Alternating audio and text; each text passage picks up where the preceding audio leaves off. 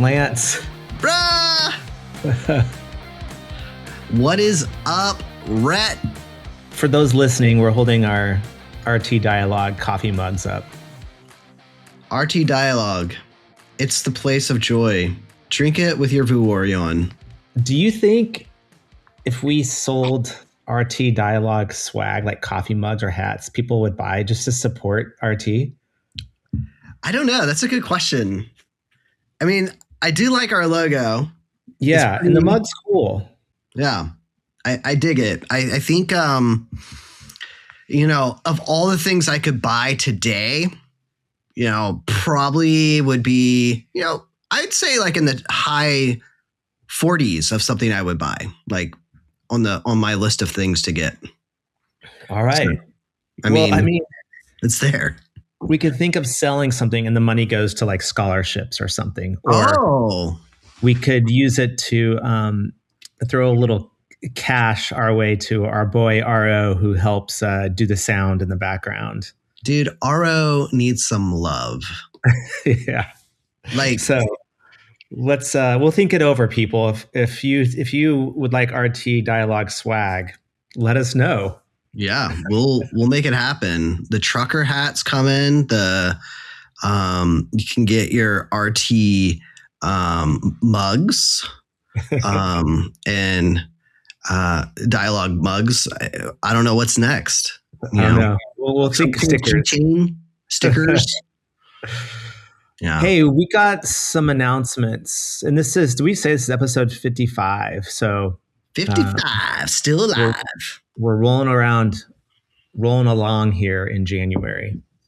This is, I'm liking it. I mean, like we're jumping in. We're not messing around this January. We're doing the polar plunge. That's right. And people who are like, you're polared out today. Yeah, people can't see. Let's see my screen here behind me. There's ice in my backyard. Oh, there's our plants are inside. Our succulents are inside, because those don't do very well here. And it's when the temperature's been around like some days 10, 12 degrees with like feels like 5 degrees. So I'm at home working. I got my beanie on, drinking coffee. That's the jam.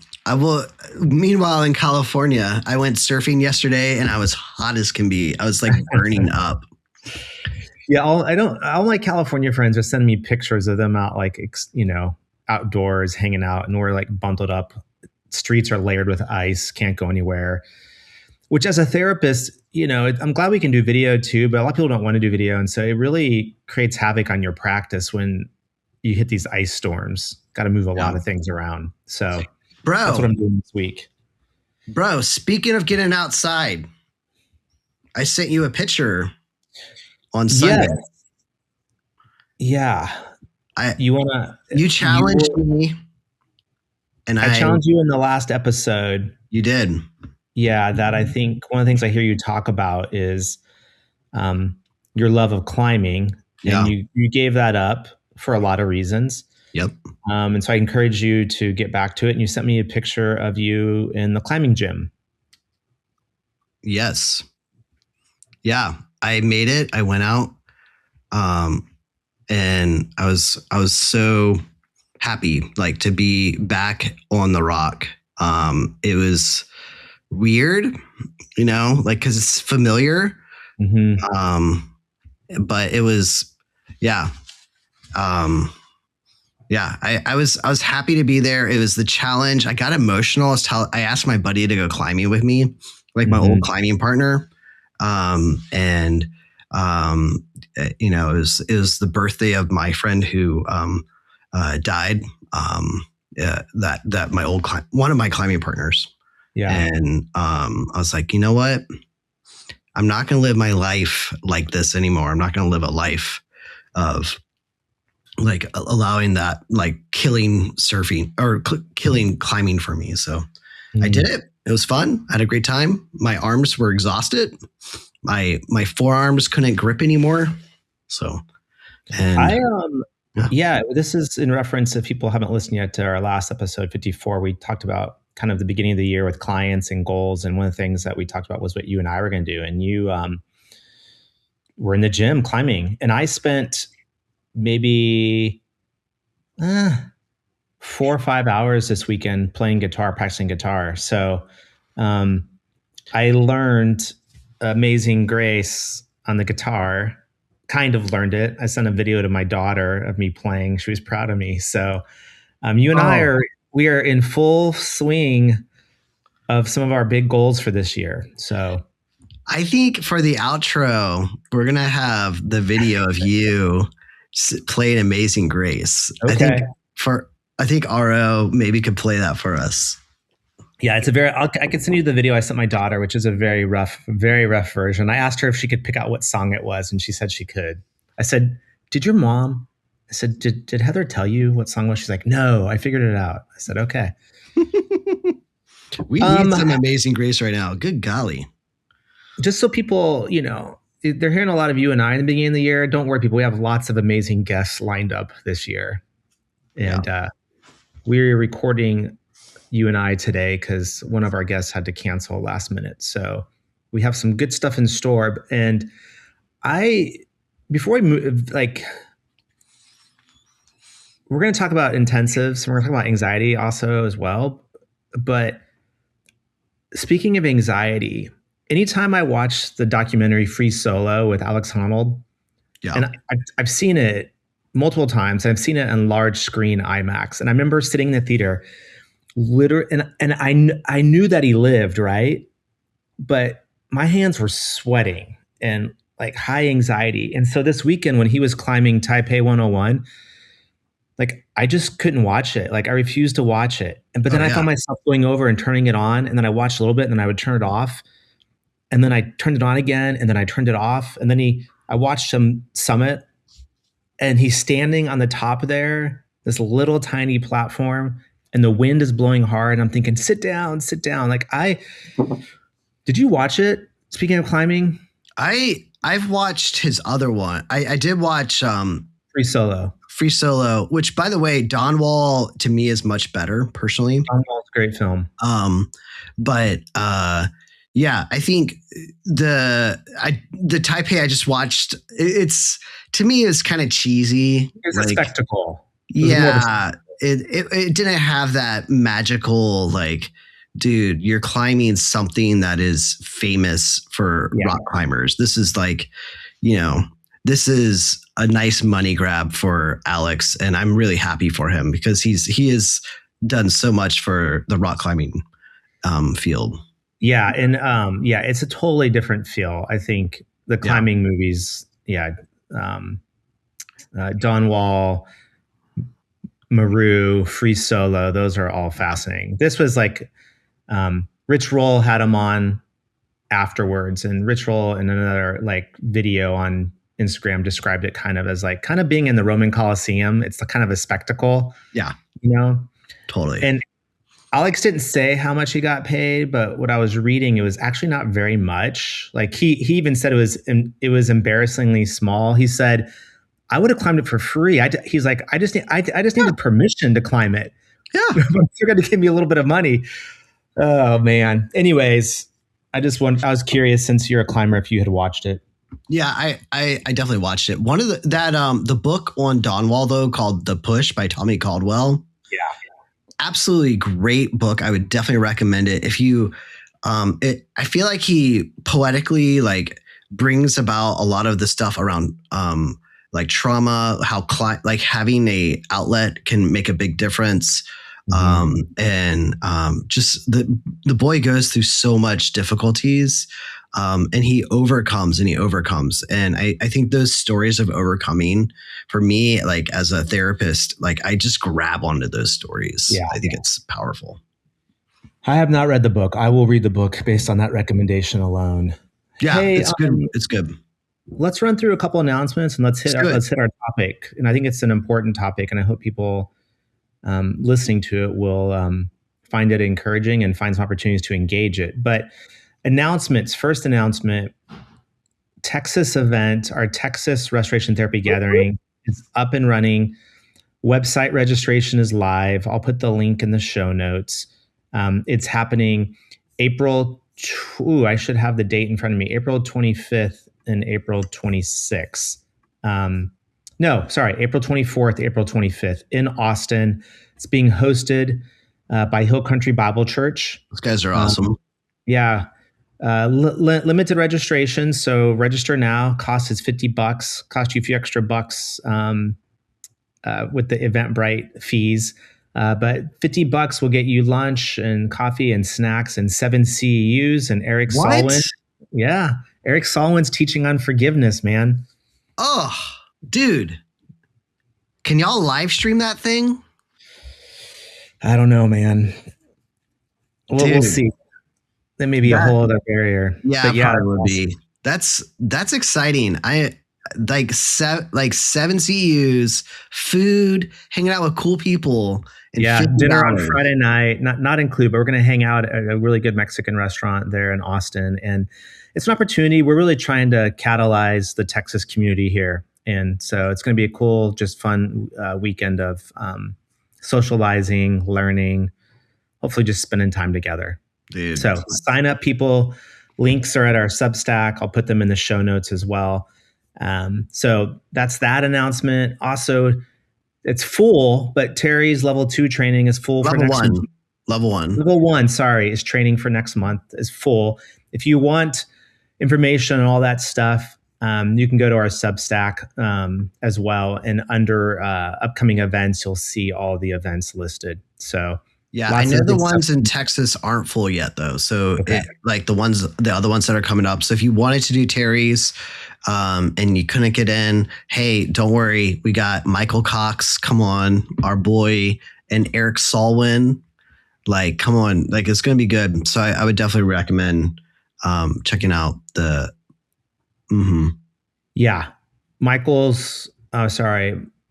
Cox one was just this last weekend, right? January 23rd. You're right. Because that was the same weekend as. Yep. So that happened. But in March, Eric Solwin will have a training as well. So we'll keep getting that stuff out there. We also want to just say we had our meeting, kind of initial meeting about the summit. Yep.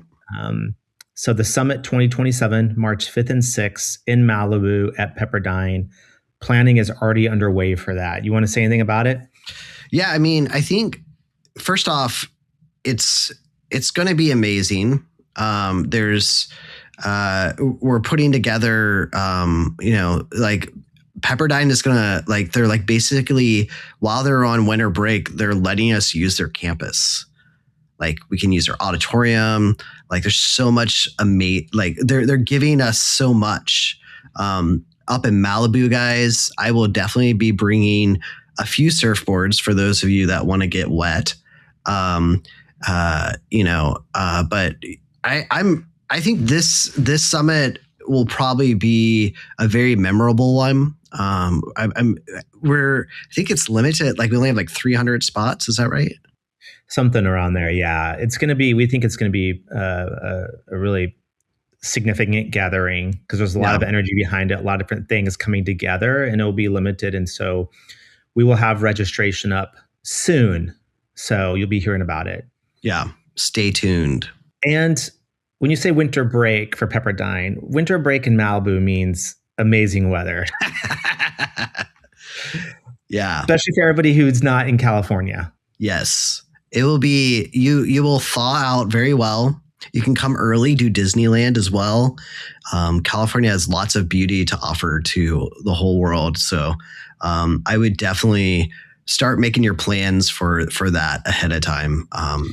We'll have information for hotels and all that and a site up soon. And if you're interested in volunteering, Dee Dee Meyer is organizing, heading up all of this, but she's got a lot on her plate. So you can just email Lance all@gmail or me, Rhett at rhettsmith.com. Yeah. And we'll help get you in the right areas because there are going to be some different types of committees forming to help pull off this event. Yeah. Other thing, you want to say something about the turning from anxiety? You're going to put something on the website soon? Yeah. Updates. So we're excited. We did get some funding for turning from anxiety retreats coming up. So stay tuned. We'll be announcing some of those that are coming up. And we will have some scholarships available for people. We're still figuring that part out. You and I are going to do a pastor's retreat focused in on the turning from anxiety material there. And then we have a few others that have already reached out, and we're really excited to get them going. But check out the website because we actually have a cool promo now with voiced over with our favorite Megan Eakin, and I have a cameo in it. I just want to say, Yeah, so go check out the video on the Turning from Anxiety website. Yeah. After you watch Rhett seeing Amazing Grace. Yeah. Last thing, for people interested, Lance did the heavy lifting for this, but we created a 501c3 in Texas called the RT Fund, which just is a legal, ethical way for us to be able to receive money and use money in the restoration therapy community. And one of the reasons we're mentioning that is there are some really generous donors who give money to help support the work in the restoration therapy community, and that has been fostered over the years by Terry and Sharon Hargrave. So obviously very thankful for that. But we also want to eventually set up some opportunities where if you benefit from the RT community, places for you to give money to just continue to support the work of scholarships and other stuff. So we're just trying to lay the groundwork for that. And so just wanted to kind of mention that. Yeah. Yeah. Certainly want to receive, like, if you're like, man, we love this stuff, we really want to give back to the community, definitely would love to receive. And we also want to give. So if you have some pet projects that you've been like really longing to see happen, start putting together some proposals and let us know what you're thinking about. Like, we want, in order for RT to thrive, we continually have to push the envelope of what's new and what's next. So we would be excited to see that. And we don't have a structure for that yet, other than just reach out and let's talk. Yeah. Let's dialogue. Well, normally when we have guests, we don't spend this long doing announcements, but it's important for us. We feel like it's a good opportunity for us to kind of mention what's going on in the community. Today, though, Lance, you want to share a little bit about what we want to talk about? Yeah, man. So when I got into therapy, I got the blessing of all blessings to sit with multiple masters. I got to sit underneath Terry Hargrave, and I also got to sit underneath Sharon May, who is just this amazing intensive therapist. She did a lot of the groundwork for intensive therapy, and then I also got to do the work with the Hideaway. So intensive therapy is something I'm really passionate about. I find that there's stuff that you can do at an intensive that you cannot do in a 1 hour session. Yeah. And I feel like you. I remember sitting here in Texas in like 2009, and my buddy Todd Sandell, he's like, Rhett, there's this amazing intensive going on up in Amarillo and Palo Duro Canyon with Terry Hargrave, and he's like, you got to check it out. Yeah. And I'm like, well, I don't. How am I going to check it out? And he's like, well, I'll invite you, because Todd was one of the therapists there at the time. And so in 2010, after meeting with the Hargraves and the Traftons who run it, I went up and sat third chair, they used to call it, and observed. And then I spent 4 years on staff there doing marriage intensives. And it's hard to explain the transformation that takes place in a marriage intensive or in any intensive. And so the challenge, I think, for me has been, I'm no longer on staff there. And how do I get involved in intensives again? How do we do this intensive model in our offices, which I've done over the years? Yeah. Or how do we within the RT community come alongside another therapist and do an intensive, like an anxiety intensive, for example. And so it's a confusing process at times. So I think you and I want to talk about it and lay out some of the specific groundwork. Yeah. And It is also, granular. yeah, and to lean into your dissertation too, because you Yeah. wrote about this. Yeah. I think that's the flow for me. And I let's start off by just naming like the idea that when it comes to intensive work, like we are no longer buying by the clock anymore. I don't know about you, but inside of my heart and my soul, I have 50 minutes like in I can just feel that moment when, like as you're going through a session. And when you think about doing therapy, I have a whole list of things that I mentioned in my dissertation, but I think one of the things I'm talking about that I really think I want people to think about is the little lack of time you actually get to do therapy when you're in therapy. Because people come in the room, and what do we first do when they, if they show up on time, what's the first thing that happens? Well, they do what you and I just did for the last 17 minutes. We chit-chatted about things going on and catching up a little bit. Yeah. So that's out of a 50-minute session. Yeah. We have chit-chatted, established connection. Oh, and then this happened and this happened and this happened. So you have that amount of space that is used right in the beginning. And then what happens at the end of a session? You wrap up a little bit, talk about, you might get up and schedule them as well. Yeah. Appointment. Are we going to come again? And so that end of it is kind of a closure time and next steps. Yeah. So you think about that, like in a 50-minute session, I was trying to do some math with it, and I found that, we might have, 25 minutes if we're like 25 minutes of like getting into like good therapy time. Mm-hmm. And like when you look at that amount of time, and you consider doing an intensive, where at an intensive, it is 1 or 2 or even a half day, like you are getting so much more time to do good work, and you're not having to look at a clock anymore. You're actually able just to engage with the person. So it's really nice because sometimes you get rushed in doing your work. If you're trying to do reparenting and you're like, oh man, okay, how am I going to set up this reparenting? I got like 5-10 minutes left to do a reparenting right now. Ooh, but when you're in a intensive, you can really set the ground up and do really well with a lot of the interventions that we use with restoration therapy.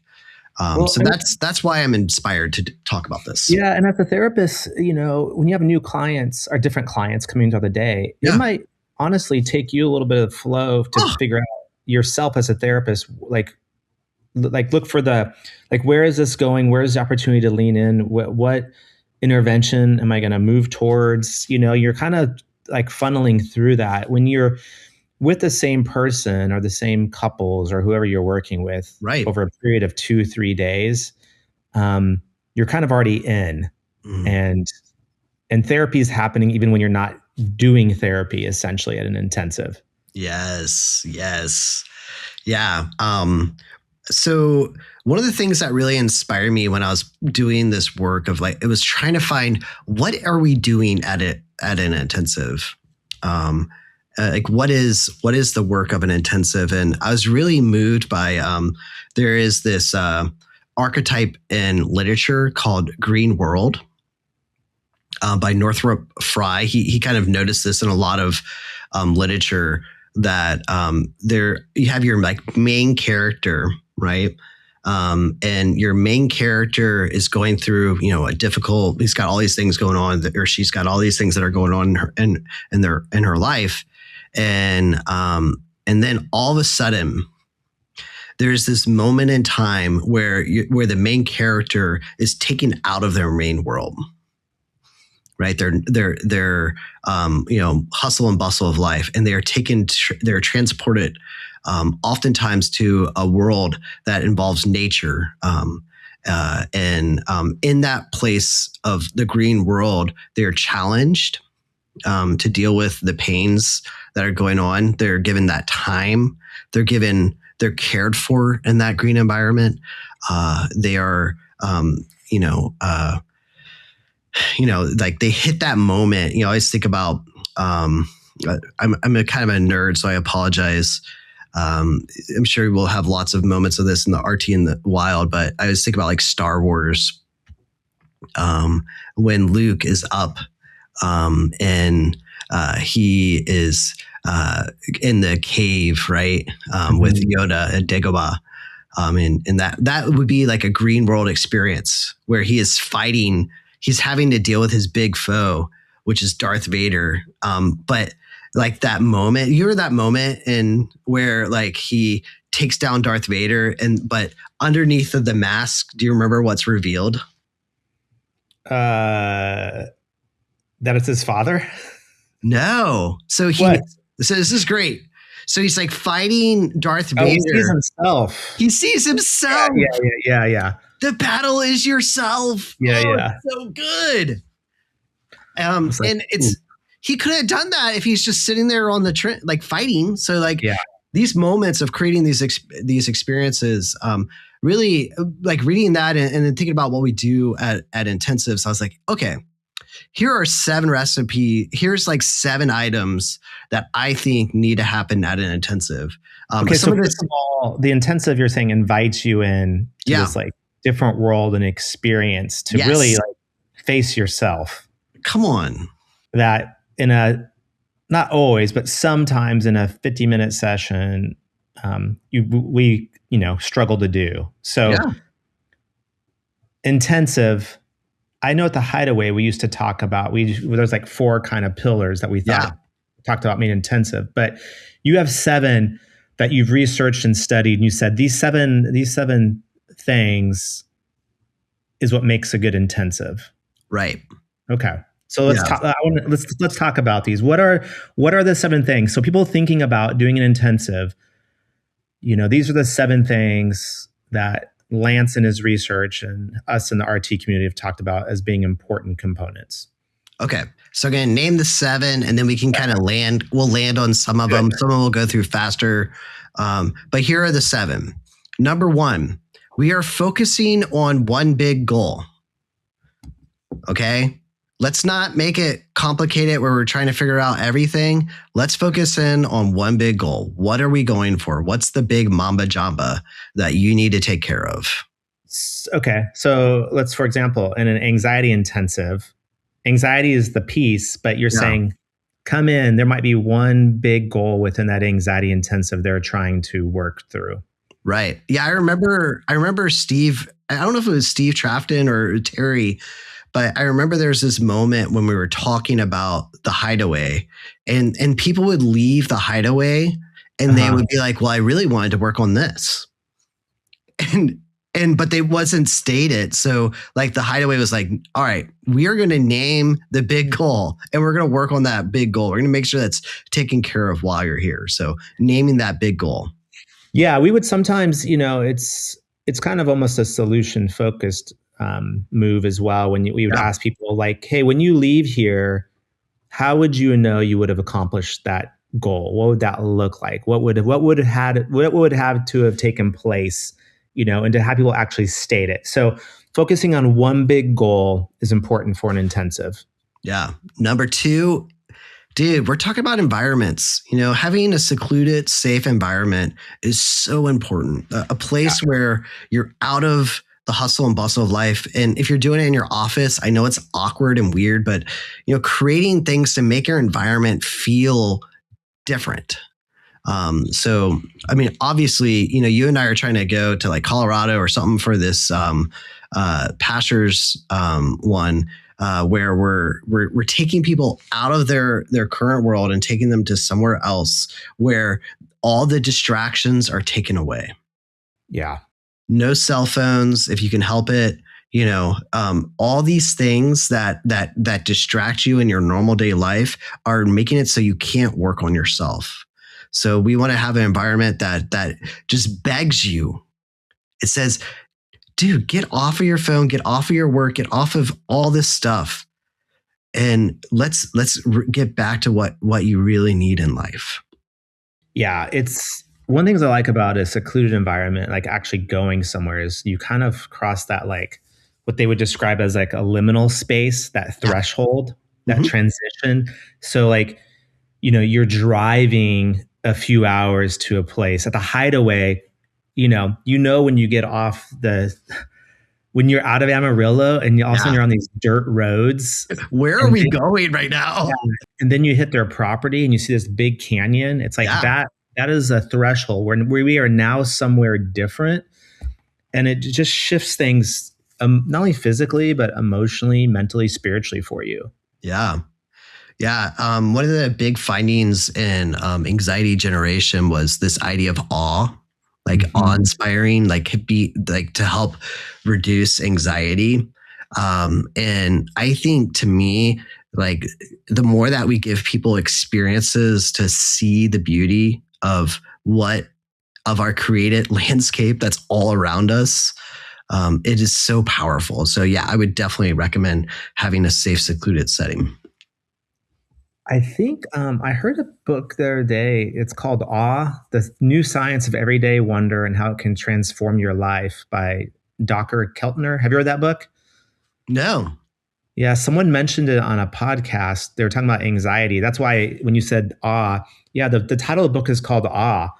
And it explores like personal experience of awe and how that can improve like your well-being and all that other stuff. So Dude, anyways, it's amazing. I recommend doing it even in your own personal life, yeah. going back to those moments, like just slow down your life for just a minute and just remember like that great moment that you had. Whether it's like, I think about like being like the moment just that came to me of awe was us going to the Field of Dreams, right? I was with a crew.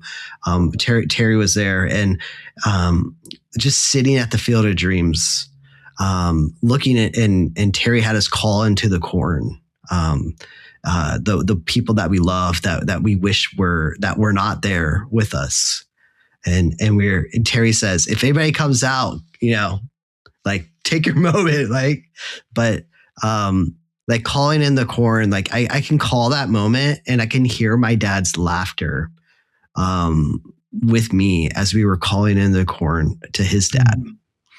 Interesting. And it just touched my heart, and so, yeah, creating all is amazing.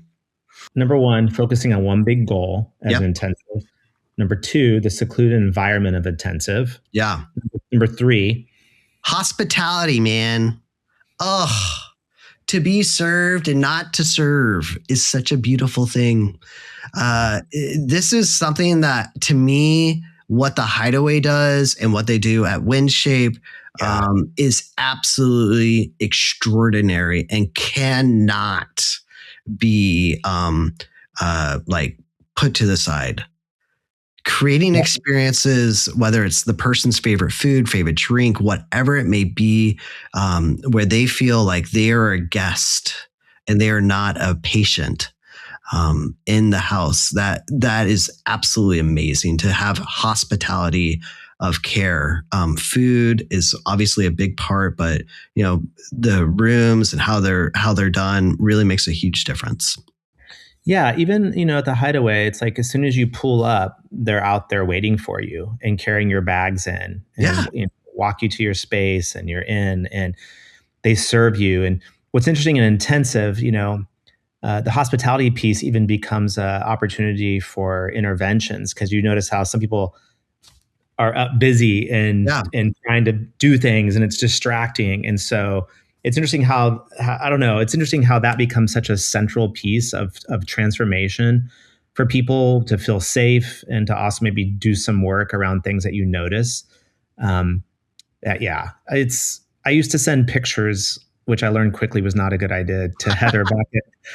I had Heather be at home with the kids, and I'd be at the Hideaway, and I'd send pictures of like our meals, and she's like, Yeah, I'm here making mac and cheese with the kids running around, and you're sending me pictures of steak. So Yeah. Or like after a break, you come back and yeah, there's a magical plate of cookies or yeah, macaroons. You're like, what yeah. just happened here? Wow, food's just magically appearing. Yeah, hospitality is huge. Yeah. And if Yeah. you've ever been to the Hideaway or you've been to WinShape, or WinShape is the nonprofit piece of Chick-fil-A. Like it's just the hospitality piece. Yeah. And we're Awesome. talking, yeah, absolutely. We're talking about safety, right? Yeah. In order for people to do like that heavy work, feeling safe and loved and cared for. I mean, that's our work, safety and And love. we're trying to remove things from that they should be focusing on. Yeah. They don't need to come there and be thinking about cooking a meal or doing chores. We want all obstacles out of the way so they can face themselves essentially. Yeah. Or where they're going to eat, all these things. They get in the way for us to do the good work we need to do. Yeah. All right. Focusing on one big goal, secluded environment, hospitality. Number 4. All right, man. We're not having a yoga retreat, bro. It's not a yoga retreat. We're not sitting there just breathing in the cool air. No, we are expert. You need expert therapists in the room that are going to help you to get better. Yeah. A guide in the green world experience.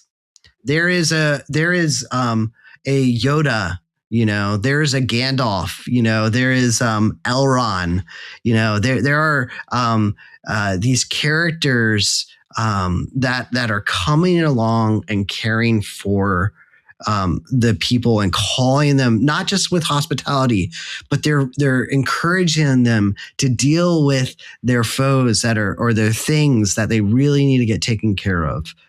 So you need your sage that can come in there. Every tradition, every great tradition, both fictional and non-fictional, has a guide who takes the people through an experience. Yeah. And so expert therapists, and typically in intensive, we're talking about 2. Yeah. Oh man. Co-therapy to me, I think is such a gift to be able to be working tandem.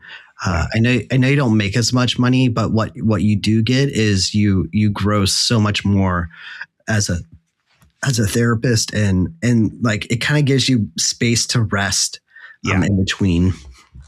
Some of the things, like when I was doing intensives at the Hideaway, and we working with the same person after a while, you get kind of a good flow. Yeah. And so I knew when I could kind of sit back and let Todd lean in or Kathy lean in. And then when we're sitting back, we're observing and like paying attention to things that maybe the therapist isn't, while they're kind of in doing the work. And so that tag team approach is phenomenal. And sometimes, obviously therapists get stuck. And so it's like, here, come in, it's your turn. And they might have an intervention or something that you don't see. Yeah. And if you're stuck by yourself at an intensive, ain't nobody else coming in. I remember having Terry watch us do therapy when like doing the live team. And like you reach these moments where both the therapists would be looking at each other like, I have no clue what to do now. And then all of a sudden, Terry walks in the room. Yeah. Wow.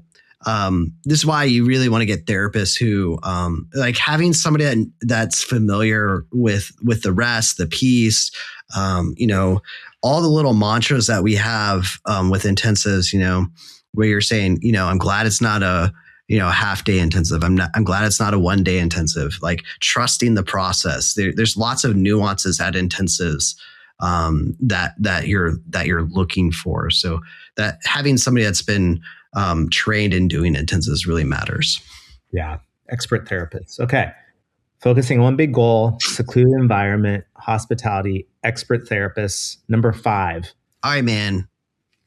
I'm telling you, Terry's made a big deal about this, and I'm going to make a big deal about this. Insight base only gets you so far. Mm-hmm. we have to have tools that are helping us to go far, like to do things. Like we have to be given something to be with, whether it's, Luke gets the force, you have, when you look at, in the scriptures, Moses is handed the staff. Mm-hmm. He gets this tool and he gets to practice with the tool. Jesus, when he is tempted and by the devil, he uses the tool of scripture to be able to take on the devil and his tricks. So having tools is really important. If we just do insight, all we are going to leave with is like, whoa, I've been through a lot. Insight does not help you when you come back out of the green world. We need to actually be handed something to be able to do and use. So that tools are important. Obviously, with restoration therapy, our big tool that we're always using is our mindfulness tool of the 4 steps. Mm-hmm. And we create that by helping people to find their pain cycle, their peace cycle, and then working towards how to use that all together with the 4 steps so they can be self-regulated. So having good tools, that really makes a difference. Yeah, I kind of remember that the word equipped in Latin is this idea of like instruction and being like supplied. You're giving something, and so I sometimes picture like people metaphorically walking out with a backpack of tools, or like like a tool belt of things that they can have at their disposal.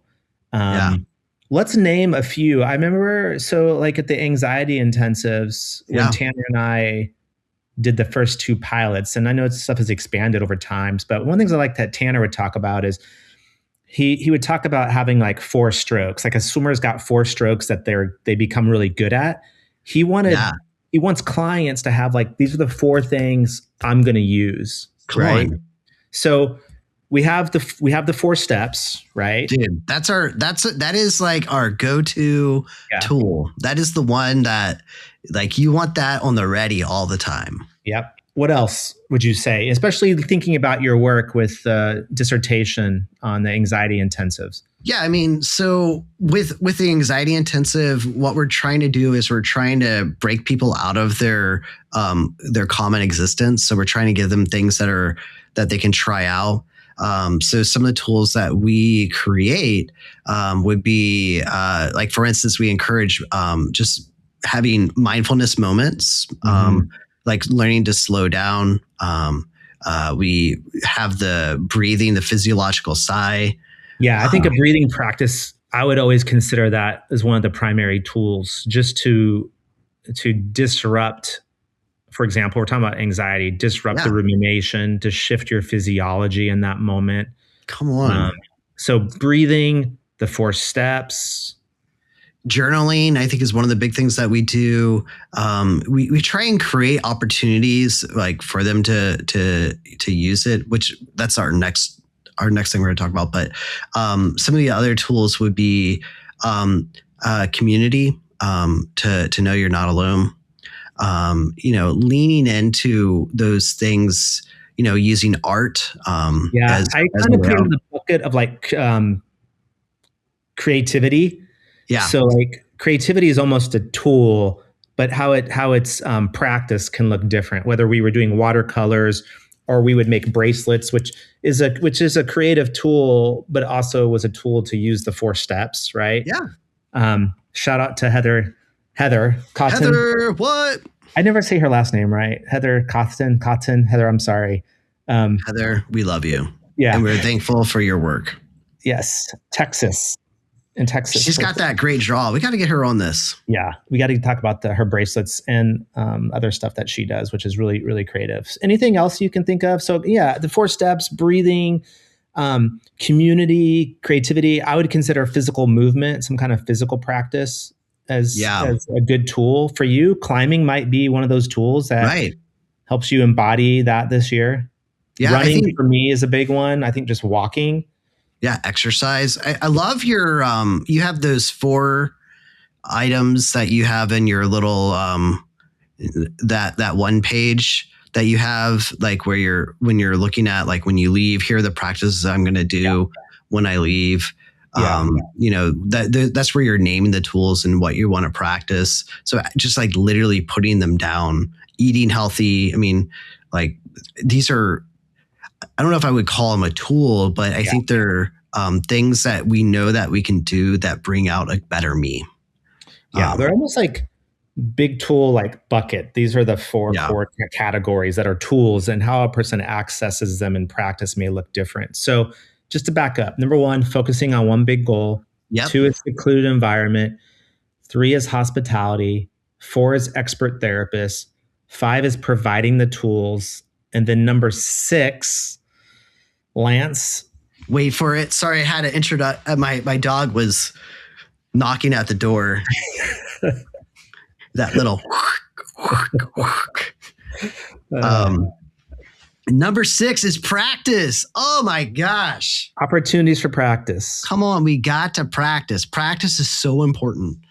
If I hand you a tool and I don't teach you how to use it properly, I have failed you. Once again, going back to our people of you know, whether we're in Narnia, you know, and we're receiving these amazing tools, you see them learning how to use said tool. If we're in Rivendell and we're handed these swords or these the force of Lothlorien, like we're taught how to use it, right? And so leaning in on practice is so huge, where you're feeling confident in using the tool.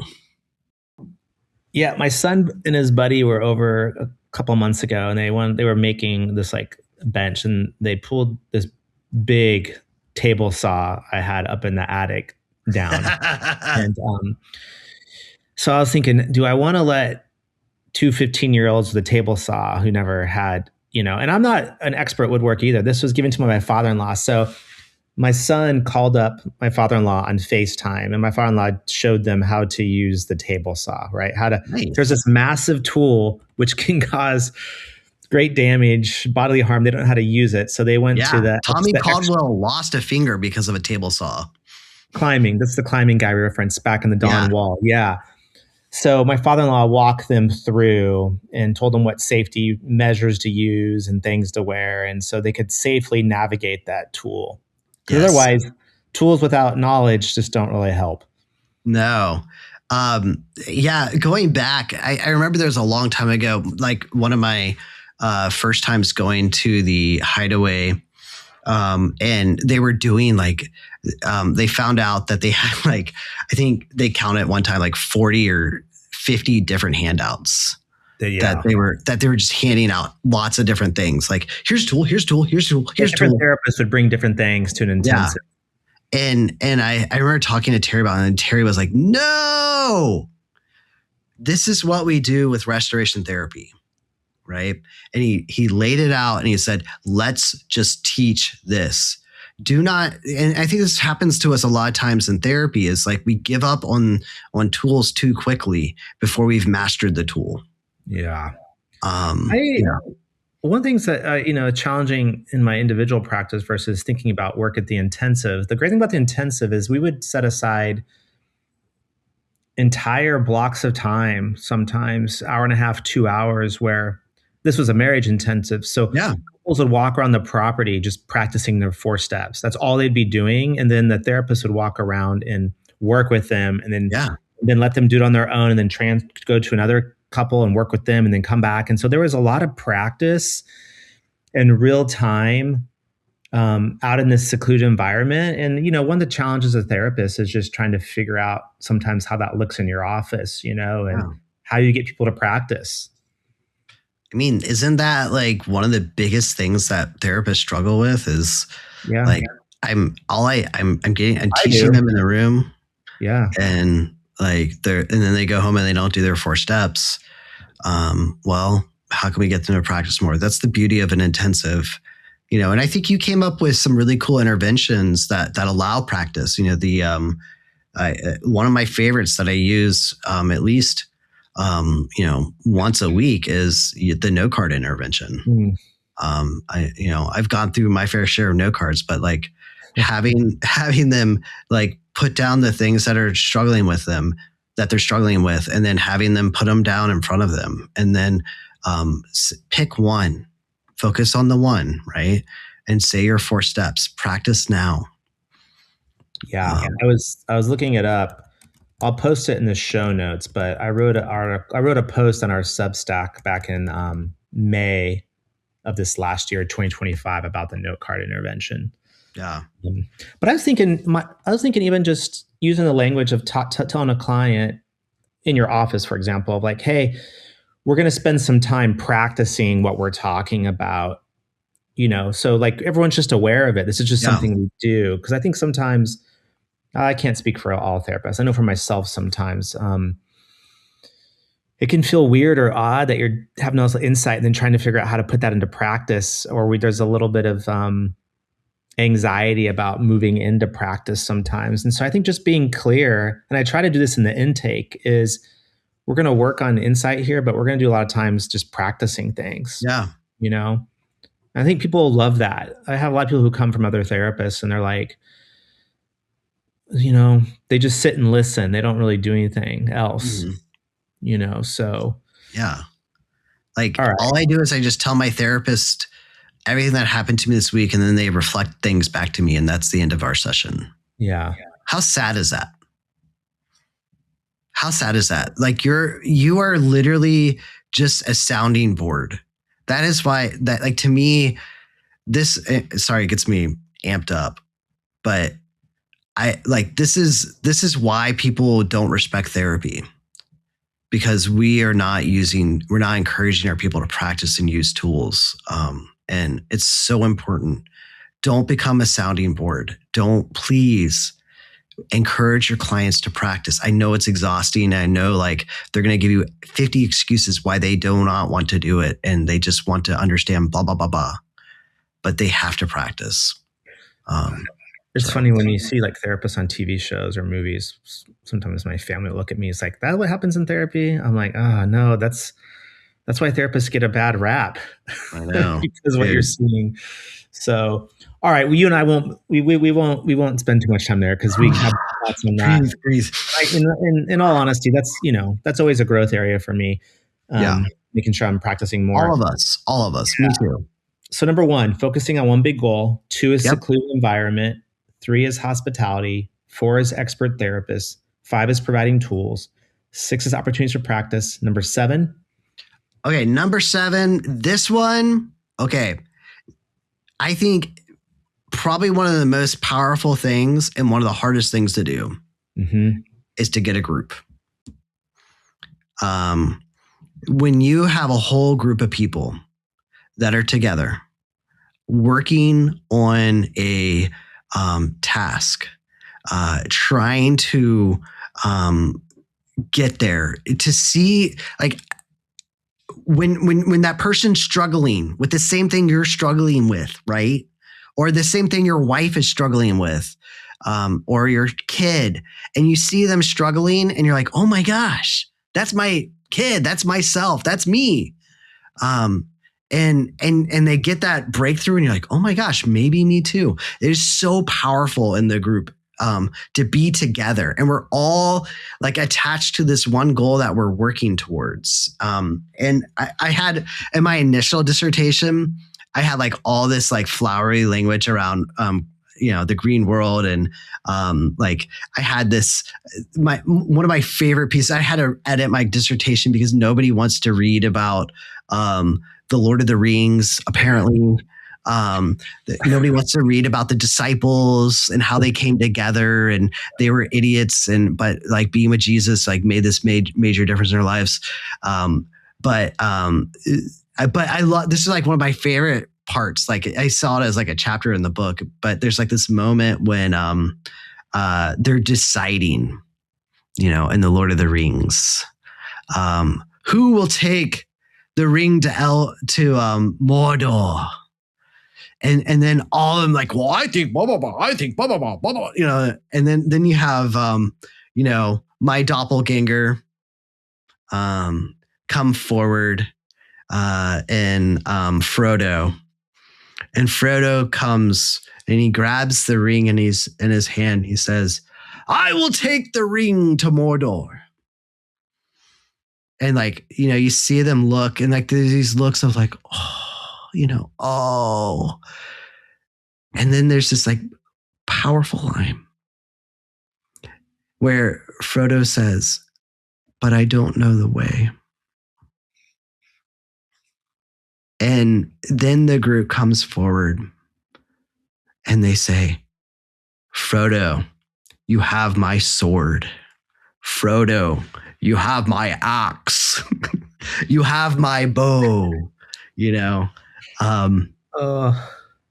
and I see that happening at intensives when you have these groups that have come together. We each come in with different gifts and talents and abilities. And as we use our talents and abilities together, the whole group allows us to deal with this one thing, this one ring that has like owned our lives and our civilization. And we can like have the power, to be able to throw that thing into Mordor. Now, there's the breaking of the fellowship, and my analogy breaks down eventually, but there's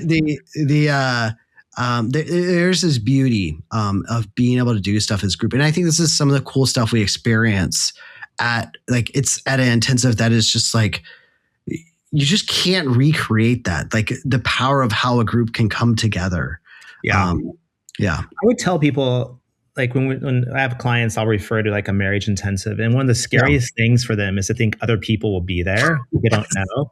Yes. And me trying to explain that is maybe one of the most powerful change agents in your life is because, one, you don't feel alone. You hear other people's stories. Two, you learn things about yourself as you hear somebody else processing their own things you don't see. And, I know people who've done a marriage intensive at the Hideaway who they regularly do an anniversary trip with the group of people that they did intensive with like 10, 15 years ago. Like that's so cool. How powerful an intensive environment can be for people. That is so amazing. Wow. Yeah, it's interesting. I was just even reflecting on,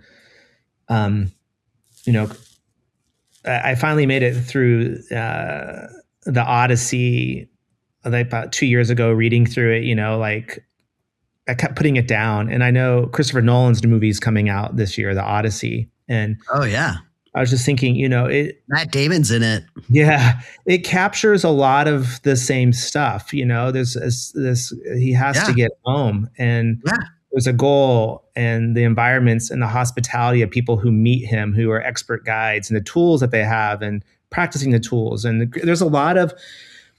I mean, it's another green world.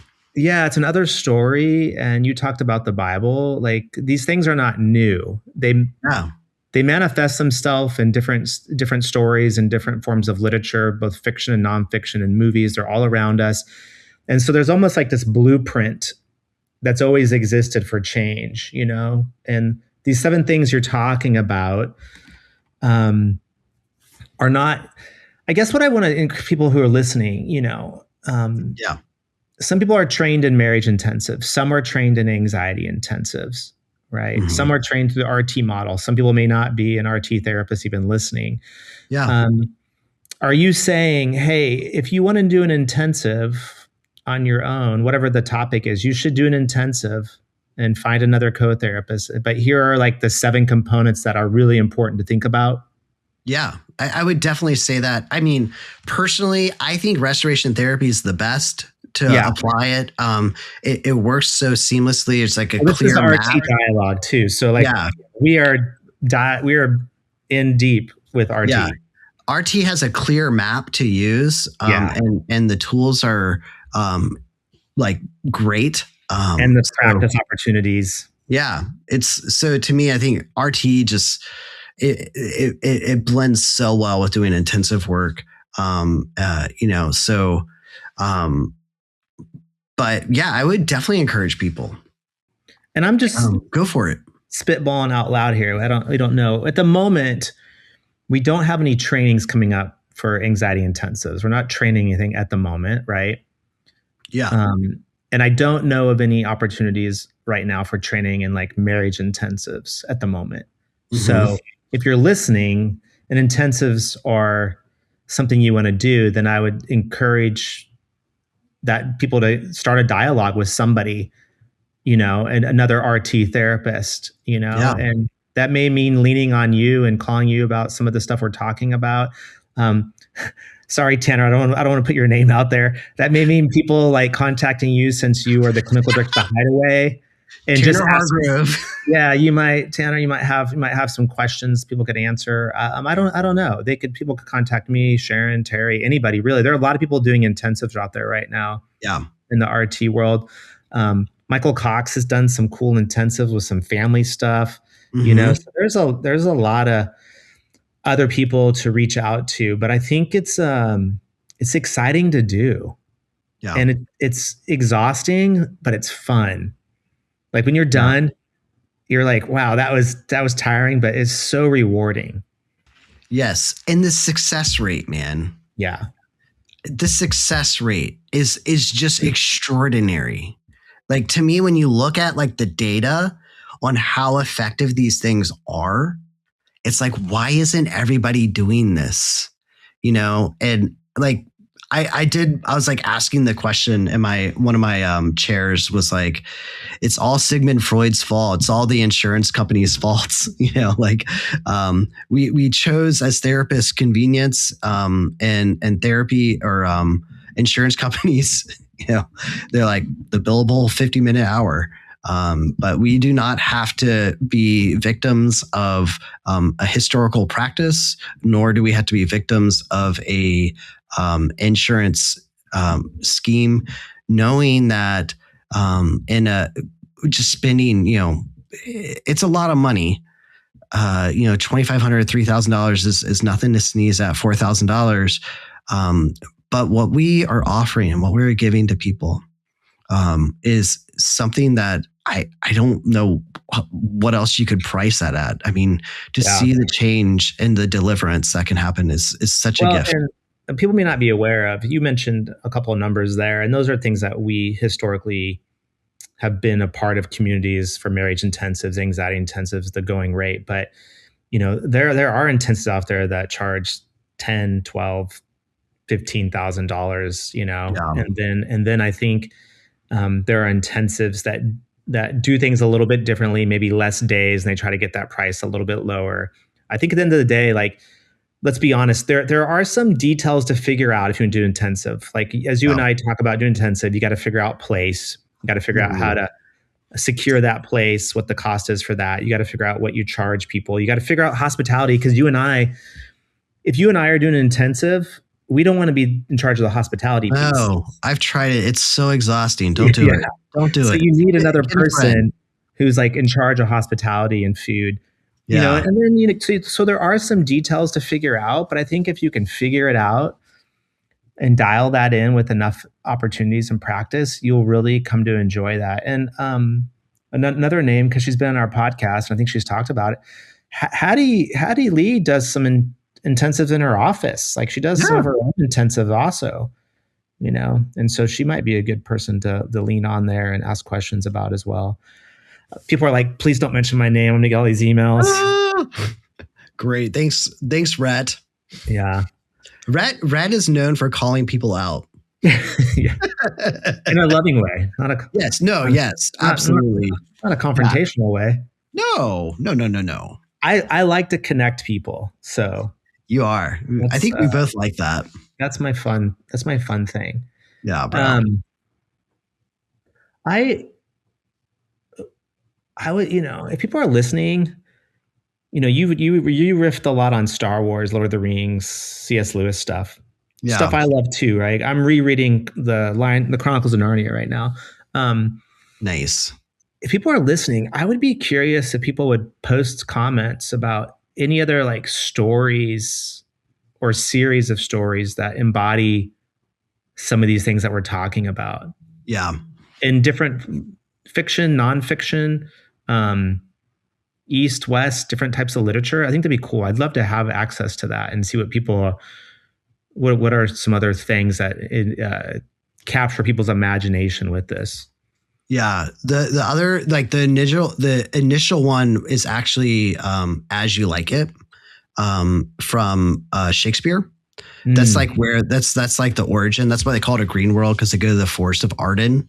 Okay. So that's why it comes about. And Rosalind's experiencing, like trying out different characters. Her wise counselor, expert therapist is Touchstone, who kind of helps them to try on different identities. But the other one I liked was Silly and the Color Purple. She has these like really powerful experiences, and Shug comes in and helps her out. So yeah, it's cool, man. Well, and I encourage people to spend some time in the book of Exodus. I mean, there's everything that we're talking about is in there in this journey. Yeah, bro. And so also 40-year intensive. I guess the moment and the some are longer and some are shorter. He has the burning bush moment, which certainly. Yeah, I was captured by a phrase last night in Exodus where it says Moses goes out beyond the wilderness to meet with Yahweh, like beyond the wilderness. Yeah. I'm like, what is beyond the wilderness? That's like, talk about secluded environment. That's holy ground we're walking on. And wasn't that his decree he was given? He said to Pharaoh, he said, please let my people go and worship me in the wilderness. Mm-hmm. Yeah. Just please let us go for 3 days. Let us go. Let us worship. That was like the cry in that moment. You're so right. And then, the whole idea is of, I will show you my wonders, like, so good.